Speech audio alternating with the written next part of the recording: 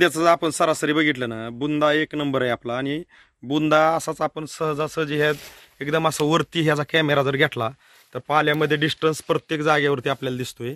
आणि पाल्यामध्ये डिस्टन्स दिसत असताना पण आपल्याला वरचा पाल्याचा जर आपण एकंदरीत थोडासा अभ्यास केला तर 2.5 ते 3 फुटापर्यंत त्याची रुंदी येईल. आणि केळीची उंची जवळपास माझ्या अंदाजाने 15 फुटाच्या आसपास सहजासहजी येईन असं दिसतंय. बरोबर आहे, आपण म्हणायची सुद्धा गरज नाही.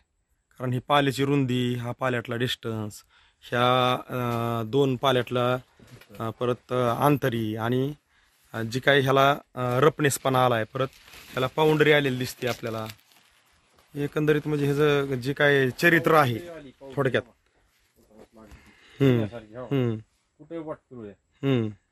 पाऊंडरी जबरदस्त.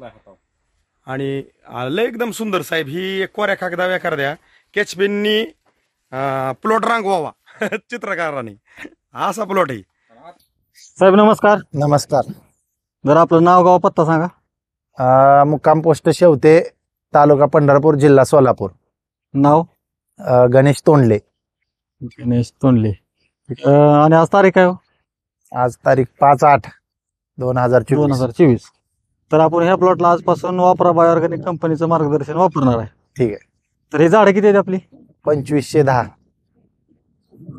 2510 झाड आहे. ते ही तुम्हाला माहिती तुमचे बंधू अरुण तोंडले हा यांनी दिली. बरोबर. तर ते आता नुसती माहितीच दिली नाही, तर मला तुमच्यापर्यंत घेऊन आलेत. तर आता ही आपण लोकेशन घेतोय. हे तुमचा बंधाऱ्याचा पूल म्हणायचा. हा 15,000 बाजू. तिथून 2 नंबर वळीत. तर आपण येणाऱ्या दिवसात नंतर जी व्हिडिओ काढणार आहे ती ह्याच ठिकाणी काढणार आहे. आणि 1-1.5 महिन्यामध्ये किती बदल होतोय का आता सध्याला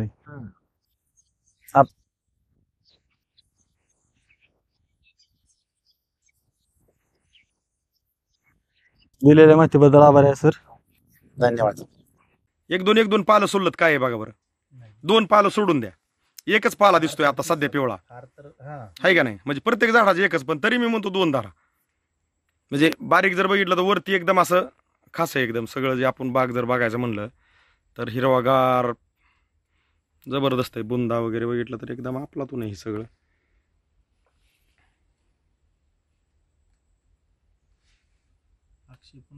साहेब आपण बुंदा बघू किती. हा गोगरे सर किती येतोय बुंदा? 33 इंच आहे. 33.5. 33.5. बरोबर 33.5. आणखी एखादा घ्या बरं दुसरं.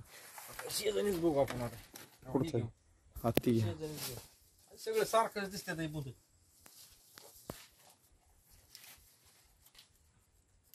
पार घेतलाय पुन्हा.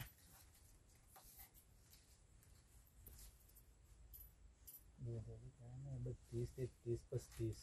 हा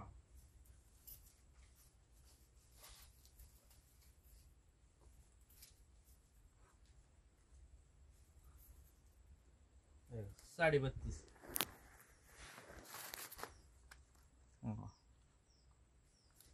32.5. 32.5. हा म्हटलं किती आता? 33. नाही 33.5, 32.5. अजून एक घ्यायला कडे शेजारी बघा. तिथला एक, ही 2, 3 काय सगळं सारखंच बुंद इथं. थोडा थोडा फरक आहे 2 इंचाचा.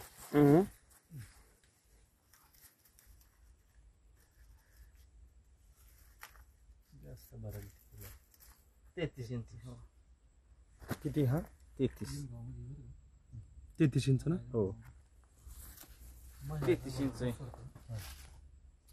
5 महिन्याचा प्लॉट आहे. बघ सर माती कसं काय दावा बरं थोडेस हात घालून. माती आहे का भुसभुशीत?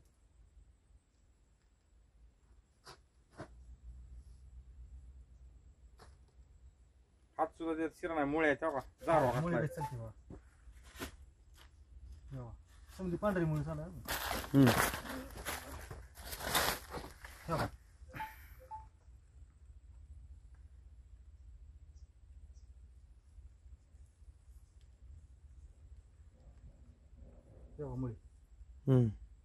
घ्या बरं अजून हात थोडासा पुढं.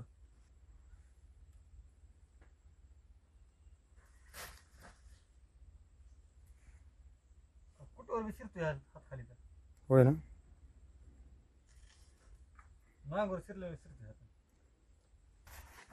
असं काय नाही, चौकड असं झालं एकदम मौरान झाले. हात जरी घातला ना आपण सहज शिरतोय.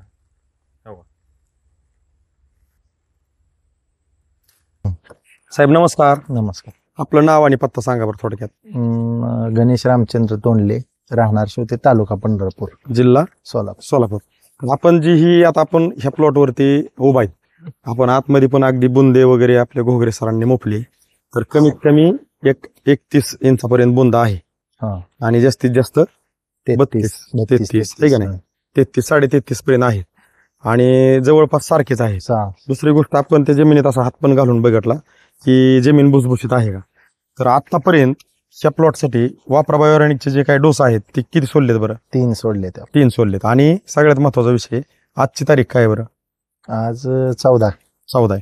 आपण ह्याच्या अगोदर भगत सरांनी एक पूर्वावस्था घेतली, ही तर तुमचं म्हणजे हे भिताड आहे, ह्याच्या आतमध्ये दुसऱ्या लाईन मध्ये का तिसऱ्या लाईन मध्ये किंवा तिसरे आतमध्ये उभा राहिलेत. दुसऱ्या लाईनला आपण दुसऱ्या शूटिंगला पण दुसऱ्या अवस्थेच्या आतमध्येच होतो थोडस. आज आपण तिसऱ्या अवस्थेत शूटिंग काढतोय, बरोबर आहे का नाही? आता ते पहिली शूटिंग, दुसरी शूटिंग आणि आजची शूटिंग बघितलं, भगत सर ज्या दिवसापासून तुम्हाला मार्गदर्शन देतात, ज्या तारखेपासून त्या तारखेपर्यंत आतापर्यंत जर बघितलं तर आपल्या लक्षात येईल की किती महिने झालेत.